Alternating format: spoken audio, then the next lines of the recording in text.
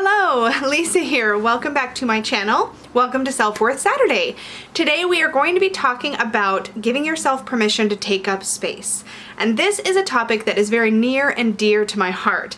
But before we jump into this week's topic, just a quick little rundown of how Selfworth Saturday works.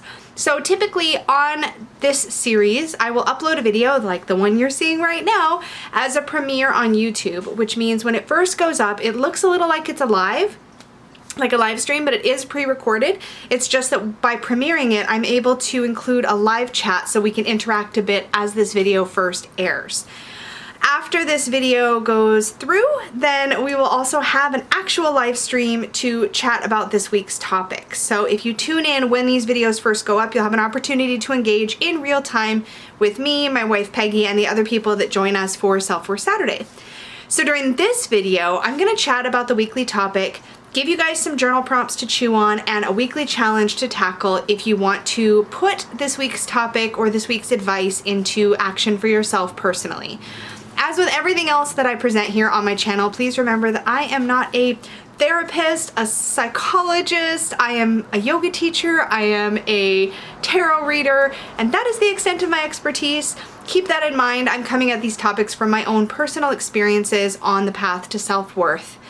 With that said, just a quick little check-in. So last week we were talking about releasing shame and guilt when you don't meet your goals. And so a lot of that was about dealing with feelings of failure or embarrassment around not really completing the tasks we want to complete or reaching the goals or hitting the marks that we want to hit. And last week I challenged us all to, let's see, what did I challenge us all to do? I have to look at my notes. I'm like, what was it? Oh yeah. Just to pay attention to any goals you're currently working on and see if you can reframe the way that you're pursuing them so that you're not overpressuring yourself and you're allowing yourself to enjoy the experience and maybe be a little less fixated on the actual measurable outcome or goal. And so I just want to kind of see how you guys did with that this last week. To be fair, I wasn't really focusing a whole lot on this last week. This last week for me was really about self-care and sort of breathing through some personal discomfort that I was experiencing and just being present for myself. I wasn't really working towards any of my goals actually this last week, but I suppose in that sense I was very gentle with myself. I wasn't beating myself up for not hitting that next chapter on my book and getting it completed. I know that I'm on a track to complete that project. I just am not always sure exactly where that finish line is going to be, but I'm so close.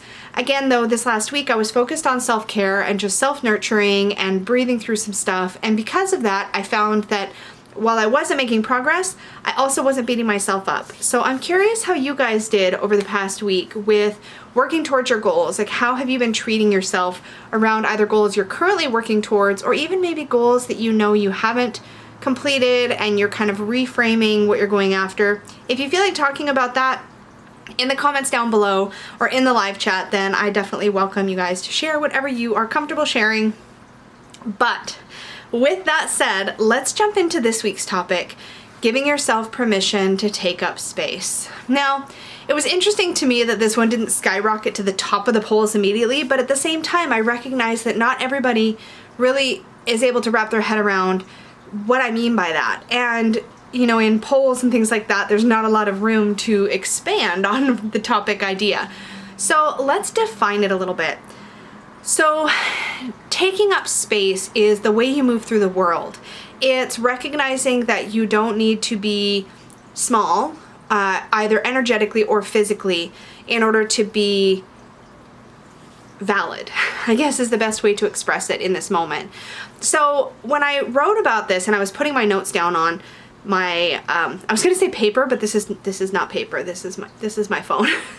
But when I was loading up my notes for this week's topic, one of the things I wanted to talk about really when we launch this conversation is what are the symptoms that those of us who struggle to embody self-worth experience. And one of those symptoms is the tendency to shrink ourselves both energetically and physically. So this is like a big mix of like, don't look at me, and I don't want to bother you, and I don't belong, all mixed up with this crippling fear of taking up more than your fair share of any space. I think that a lot of times, you know, we those of us that are really struggling to take up space are considerate to the point of actually freezing up and removing ourselves in a way from our own lives. A lot of times when we're not taking up space, we're not even taking up our own space, which is really what I'm talking about here.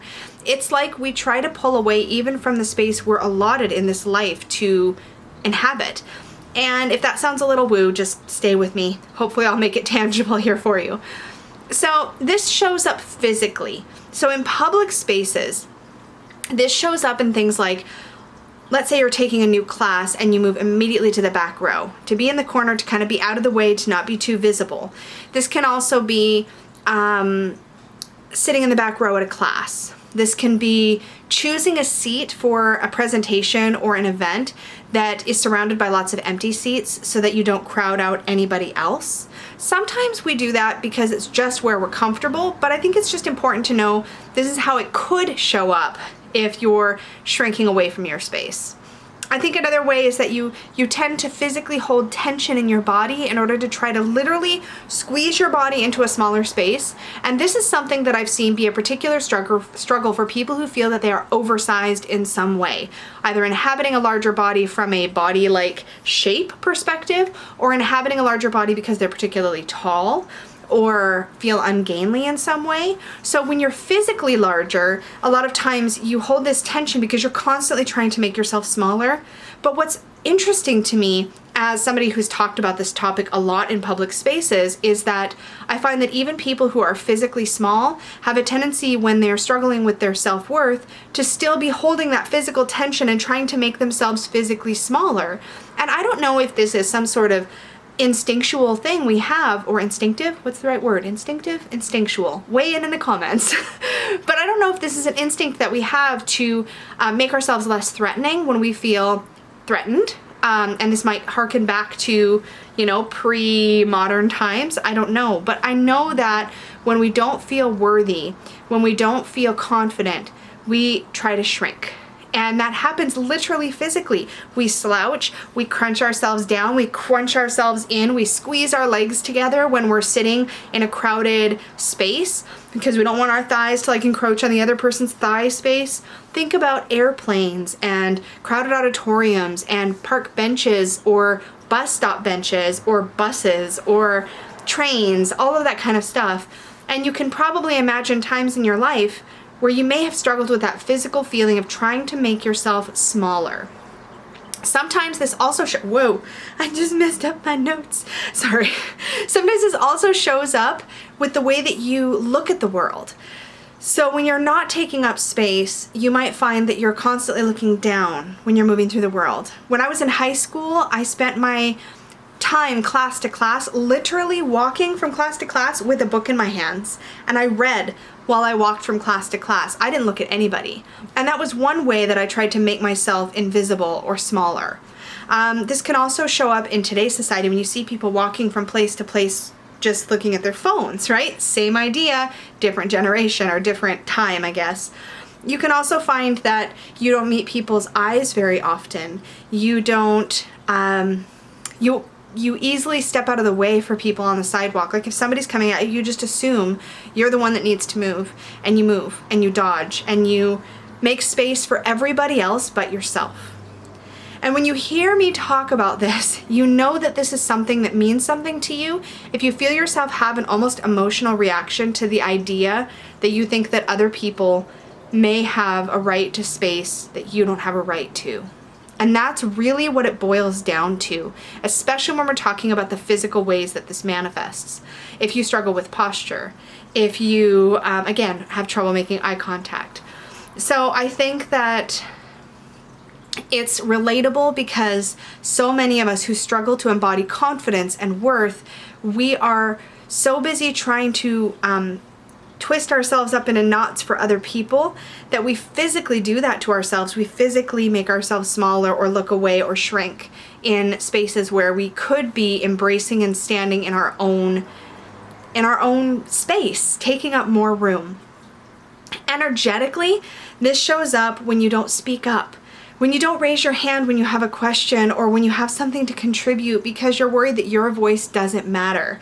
This shows up when you deliberately speak more softly when other people speak more loudly. This shows up when you perceive that other people have more of a right to their opinion and their voice than you do. This shows up when you assume that what you have to contribute isn't valid, isn't worthy, isn't worth hearing, and so you just don't share it. There's a lot of throat chakra stuff here. There's also stuff where you might hold yourself back because you don't want to surpass somebody that you think is more deserving. Refusing to compete when you're in a competitive situation, such as going for a raise or applying for a promotion. If you know somebody else is applying for that same promotion, you might hold yourself back thinking they're more deserving than you are. There's a whole lot of ways that we don't take up space in our lives and in the world. So there's physical ways and there's energetic ways. And I hope that I kind of framed how this could show up so you can see kind of what the examples might be. There's a whole bunch more, and we can unpack this a lot more in the live chat if you guys want to delve into particular areas. But in general, this is how I've seen it. It's typically energetically a holding of ourselves back, and physically it's a holding of ourselves in and shrinking and making ourselves smaller, less threatening, less imposing. Let's talk about why we do this. It's pretty simple. We don't feel worthy. We don't feel like we're valid. We don't feel like we belong. We don't feel like we're supposed to take up space. We, when comparing ourselves to another, assume that they are better than us in whatever capacity that we are interacting with them or we're perceiving them. This can show up in spaces like social media, like YouTube even, where you can go, this person has this many followers or this kind of personality, and therefore what I have to contribute doesn't matter. I see this in small ways when I see the tendency of creators here in our tarot sphere to be nervous about filming an unboxing if somebody else has already filmed that same one. And yet, when we're really inhabiting and we believe in ourselves and we believe in our voice having merit, then it wouldn't matter if other people have done the same unboxing or the same walkthrough, because we would trust that our voice matters, that our perspective matters, and is worth sharing. And so that's just a tangible example I've seen here, but there's so many other ways that this shows up, but it all boils down to the same thing. It's a lack of self-belief. It's a lack of truly understanding that we have just as much a right as anybody else to inhabit the spaces that we inhabit. I think that the other thing that can fuel this is imposter syndrome, when we feel like we are a fake or a fraud. And sometimes, and this is brutal reality, sometimes we are faking our way through a situation, and sometimes that's super unhealthy, and sometimes it is worth looking at, and sometimes it is worth pulling out of a situation. But a lot of the times what's happening with imposter syndrome is that we are comparing our way we feel, because we can see all of our thoughts, all of our feelings, we see our insecurities, but we can't see that on other people because people don't wear their insecurities on their sleeve quite so often.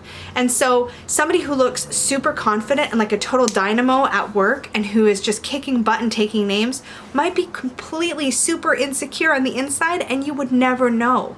But you're comparing the way you feel to the way they seem. And there's a saying I've heard, and I don't know where this originated. If you know and can give credit below, that would be amazing. But it's, don't compare your bloopers to somebody else's highlight reel. You can see every mistake you make, every mistake you almost make, and catch yourself at. And that's that thing too, right? Sometimes we almost make a mistake, and we're like, oh, I almost messed that up. Nobody will ever see that because we caught it before it happened, but we assume that doesn't happen to other people. And it does, all the time. But we always assume, I think it's easy to fall into the trap of assuming, is perhaps a better way to say it. It's easy to fall into the trap of assuming that other people aren't having those near misses or those misses or those slip-ups, and that what you see as a finished presentation at a work meeting, for example, just came super easy and natural to them, whereas you've been like busting your butt to try to put something together that looks half as polished. So I'm just trying to just throw out lots of examples so that we can all have this sort of understanding of what sort of thing we're talking about. But the why is simple. The why is we don't feel we deserve it. We don't feel we belong. We don't feel valid. We don't feel worthy. We don't feel worthy. we don't feel worthy. And so really when we're looking at taking up space, how we physically move through the world, how we energetically engage with the world, is how we practice and put into action our self-worth. And so the more you shrink yourself, the more you're shrinking and consciously choosing to move to a place and with a place that is low on that self-worth scale. And the more that you consciously choose to engage as if you belong and have every right to be there, the more that you embody self-worth, the more that you embody your own path. And I think it's important with this journey to be aware of what is really true for you.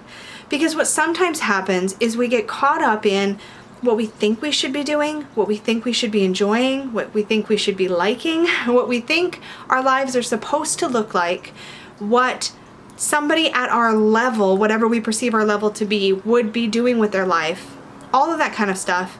And we can actually put ourselves in a position to feel like an imposter because we are actually living somebody else's life. And that happens all the time because we think we get this message either from society or from our immediate circle that this is what goodness looks like, or this is what happiness looks like, or this is what success looks like. And we get really hung up on these perceptions, and then we stop looking within to determine what's really true for us, what drives us, what makes us feel good. And this is what we were really unpacking in the episode of Selfworth Saturday, where we were talking about developing a strong sense of self. So I will link that up in the cards so that we can take a look at that as well, because I think that topic ties in really neatly with this one. Sometimes the reason that we're struggling so hard to take up space is because we aren't in a place that is really truly ours, or really truly something that we feel personally connected to. Maybe it's something you fell into. Sometimes we find ourselves in the wrong career, on the wrong education path, with the wrong friends, because we've managed to sort of get fast-tracked into somebody else's idea of what our life is supposed to look like. So I think that's an important part of the conversation. All that aside, what we're really talking about here is once you've determined that, yes, this is your space, this is where you're meant to be, this is what you're meant to be doing, whether it's your job, who your friends are, where you're spending your free time, all of that kind of thing. Once you've determined that, yes, this feels true and right for me, then it's time to inhabit that space fully as yourself. So one of the things that I wanted to talk about was how we can start to shift this for us if we are tending to shrink ourselves either physically or energetically. But let's talk physically first. So one of the things that you can do is soften. And this sounds simple, but is actually really difficult, and I think takes a lot of mindfulness and a lot of practice. But when we think of our physical body and the way we move through the world and the way we hold our physical body, you'll notice if you start to pay very close attention that there's a certain amount of sort of held tension in the body. It's as if we see our exterior, like our skin and the stuff that holds us all together, as rigid. Like imagine that you see or perceive your skin as something really tough and hard, like leather or wood or steel. But when we see it as something softer, when we consciously recognize that we can soften the edges of our external self, of our physical body, you start to recognize how much physical tension you're holding. And this becomes even more noticeable when you're in a crowded place or when you're in a place where you tend to physically shrink yourself. So let's say you're a tall person and you've very mindfully chosen to sit near the back of the movie theater or whatever, and you still realize that you're slouching a lot in your seat. Like you can recognize, oh, I'm holding all this tension to make myself smaller. Why don't I just soften and relax? So this is one of the things that you can actively practice. I have to do this a lot when I'm sitting in a room where there are people sitting on either side of me. So if I'm at a class, a presentation, a workshop, anything like that, I often have to very consciously relax my legs because I have a tendency, because I'm a very wide-hipped girl, to try to just hug everything in. And try tensing your muscles on purpose for like an hour. You're gonna be real uncomfortable later. And in smaller ways, this shows up kind of as a chronic thing that I do in my body. And so when I'm in a space where I'm like consciously or unconsciously, I should say, hugging in or holding that tension, when I intentionally soften and I just let my body spread out just a little, just like soften it, just like stop holding the tension, suddenly I'm way more comfortable.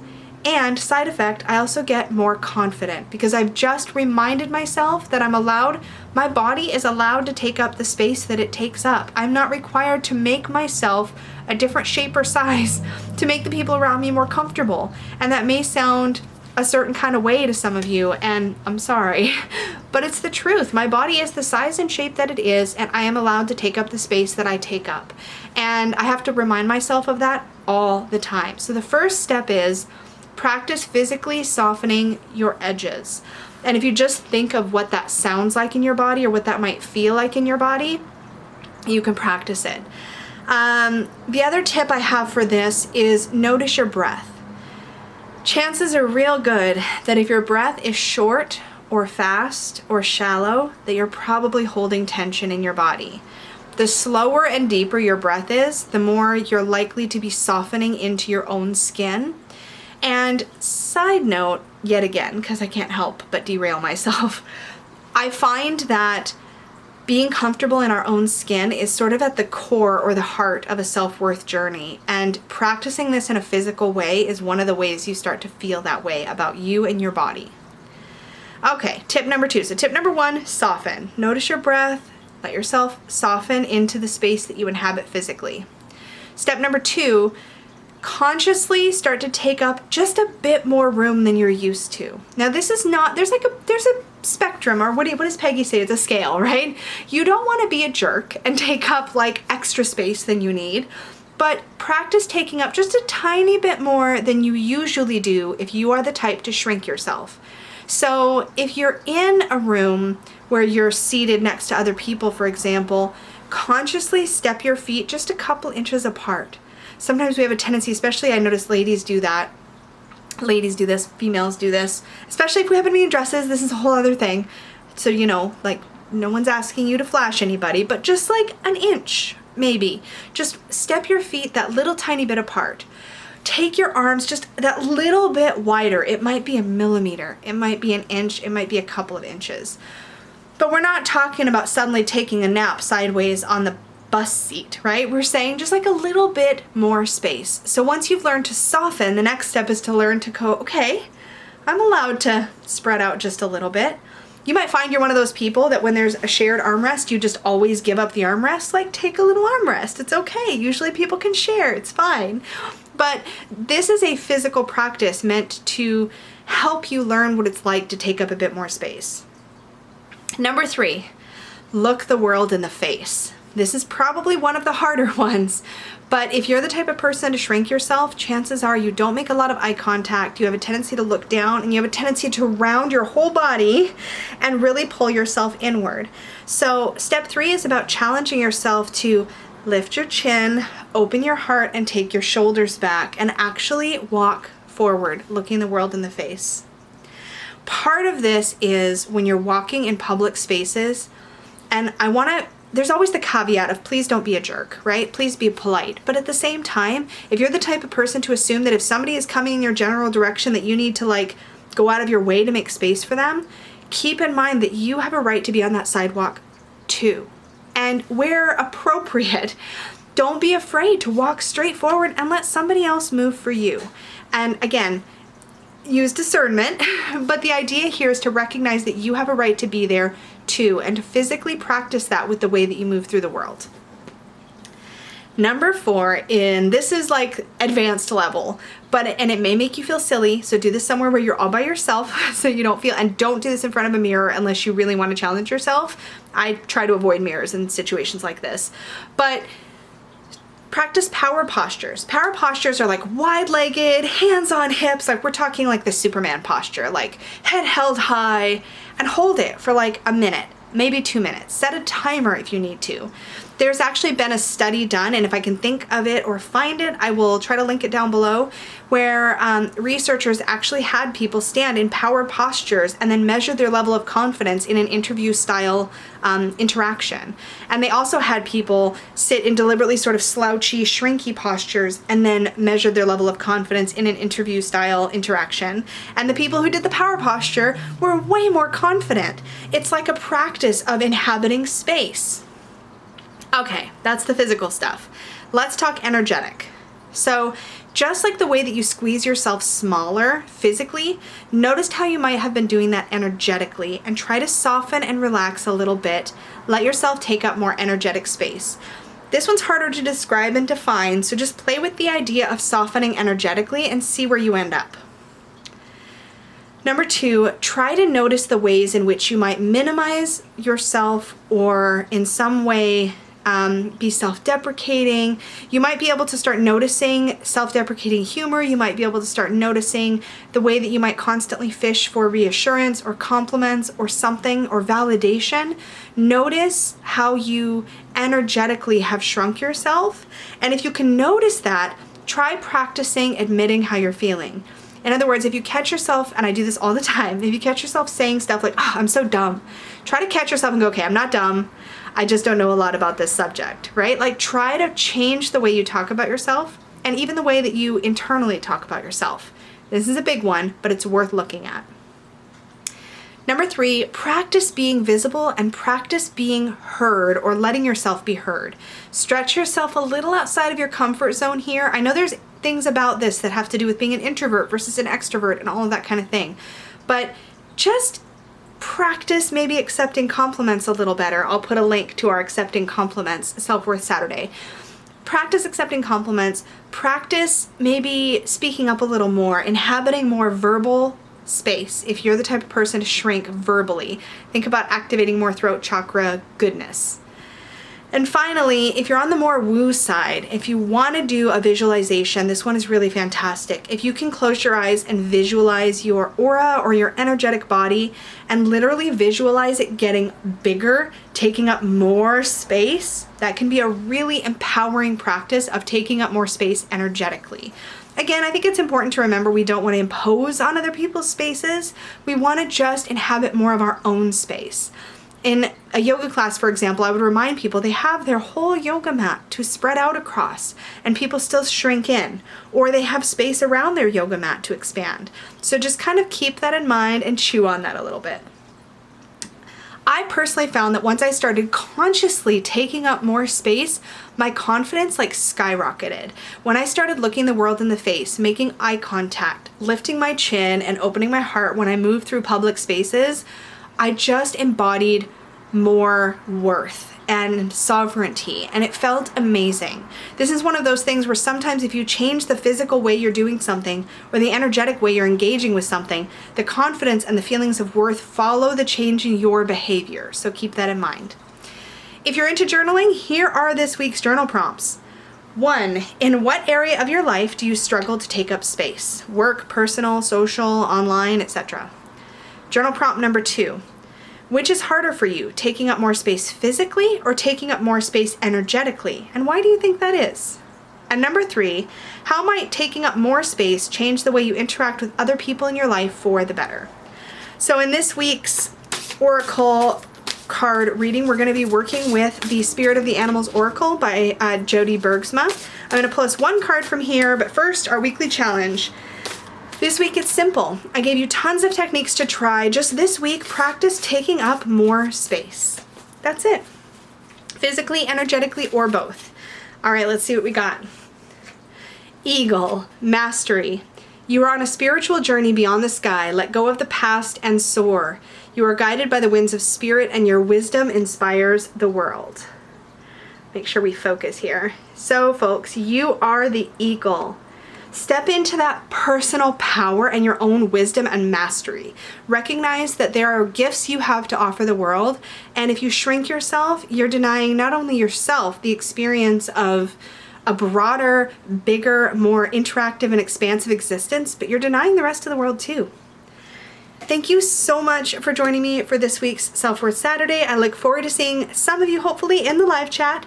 Remember to repeat to yourself as often as possible, I am worthy and I am unafraid. Bye guys.